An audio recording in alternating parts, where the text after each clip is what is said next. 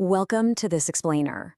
Look, if you've been feeling that heavy, almost suffocating weight of modern hustle culture lately, that relentless pressure to just always do more, be more, you are absolutely not alone. Today, we're diving into something incredibly profound. We're exploring a 16th century spiritual text from the Sikh scripture, Sri Guru Granth Sahib, specifically page 676. Now, you might be thinking, what does a text from hundreds of years ago know about my burnout? But as we'll see, it offers a timeless, deeply calming antidote to the exact exhaustion we're all facing right now. It's not just history, it's a mirror for our lives today, offering us a real way to finally breathe. So, I have a question for you. Have you tried everything but still feel endlessly tired and lost? So many of us, especially young professionals, feel like we're just sprinting full speed on a treadmill, right? We put in the long hours, chase all the milestones, read every self-help book, try all the morning routines, and yet we feel like we're getting nowhere. We're just existentially exhausted. Well, this text perfectly validates that feeling. It sees that frantic running, and instead of telling us to just run faster, it offers a radically different path forward. Okay, let's dive right into the text. It actually starts with this deeply relatable confession from the fifth Mehl, which refers to the fifth Sikh guru, Guru Arjan Dev Ji. He writes, "Wandering and roaming around, I met the holy perfect guru, who has taught me. All other devices did not work." Just think about those words for a second, wandering and roaming. Isn't that literally the perfect description of our modern search for purpose? We wander from one job to the next, one city to another, trying every device or strategy out there to find some peace.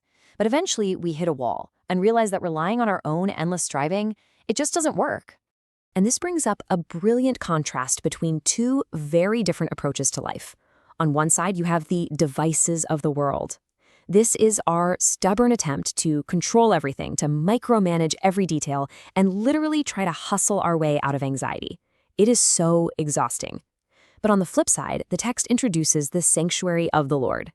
This is a massive shift from striving to surrendering. It's about acknowledging that our worldly strategies have limits, and that real rest isn't found in pushing harder, but in yielding to a higher spiritual support. Which brings us to the pause verse of the Hukamnama. Now, a Hukamnama is essentially a guiding spiritual lesson for the day, and this verse acts as the central anchor of the whole passage. It says, "For this reason I saw the protection and support of my Lord, the cherisher of the universe, and all my entanglements were dissolved." Notice the immediate relief there. When those worldly devices fail, seeking spiritual sanctuary doesn't just add another task to your to-do list. It leads to this beautiful, profound unburdening. The entanglements literally just dissolve. Now, what's really fascinating here is the specific concept of janjal. That's the word used in the text for these entanglements. And janjal isn't just some physical trap. We're talking about the heavy, suffocating burden of endless daily obligations, crushing societal pressures, and that mental clutter that keeps you awake at 2 a.m. You know the feeling. It's that constant buzzing noise telling you that you aren't doing enough. The promise here is that this massive invisible web can be completely cleared away. And hey, if you ever feel guilty about getting caught up in that web, listen to what the text says next. Paradise, the earth, the nether regions of the underworld, and the globe of the world all are engrossed in Maya. Basically, the entire universe is struggling with this exact same thing. Let that sink in. Your exhaustion is not a personal failure. It is a universal human condition. Everyone, everywhere, across time and space gets caught up in this grand distraction. You are absolutely not alone in feeling this weight. So the crucial point here is understanding Maya. In this context, Maya is the illusion.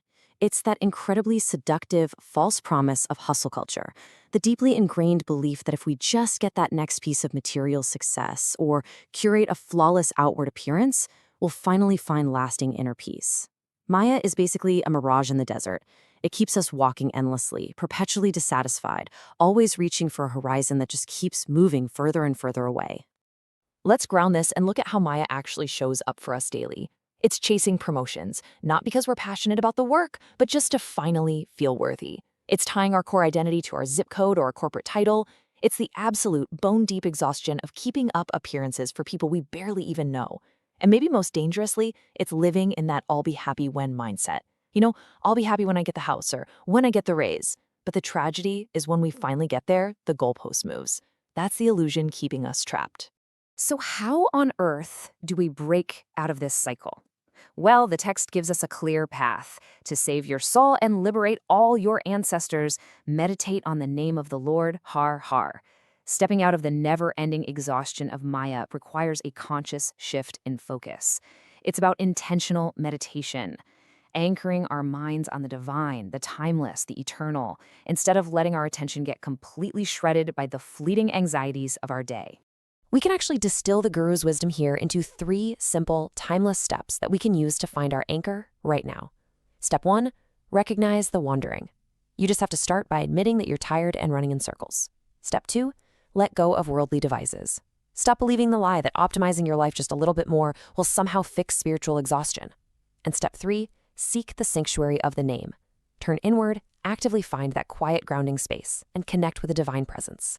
And look at this sweeping promise that follows. O Nanak, singing the Naam, the name of the Immaculate Lord, all treasures are obtained. What a profound shift in perspective. We spend our days, honestly, sometimes our entire lives, hustling for material wealth, thinking that's the ultimate goal. But this lovingly reminds us that true wealth, the kind that actually sustains us and brings unshakable joy, isn't something you can hold in your hand. It's the unbreakable peace that comes from the spiritual anchor of the Naam, the ultimate treasure. Just let that sink in for a moment. When the noise of the world finally fades away and all the nagging demands of our days are silenced, what remains? It's this quiet sanctuary within, a state of being where you are deeply rooted, fully at peace, and completely undisturbed by the frantic, chaotic pace of the outside world. That is the true treasure this wisdom is pointing us toward. Finally, we reach the concluding line of the Hukamnama, and it introduces a profoundly humbling concept. It says, only that rare person whom the Lord and Master blesses with his grace comes to know this. After all this talk of wandering, seeking, and meditating, the text reminds us that this ultimate realization isn't something we can just force into existence through sheer willpower. It's a matter of grace. And the gift of grace means that we can finally, truly stop fighting. We don't have to endlessly hustle for this peace. We don't have to earn it by burning ourselves out at both ends. It's a profound gift that arrives, not when we're striving at our absolute hardest, but when we finally surrender our striving. It happens when we let go of that tight, anxious grip on our lives and just open our hands to passively receive it. So I want to leave you with this question to really reflect on today. What entanglements can you surrender right now to make room for grace? What is one crushing expectation, one endless task, or one piece of mental clutter, that janjal, that you can simply choose to let go of today? Take a step back from the wandering, take a deep breath, and allow that quiet sanctuary to enter your life. Thank you so much for joining me on this explainer. Keep seeking that inner quiet,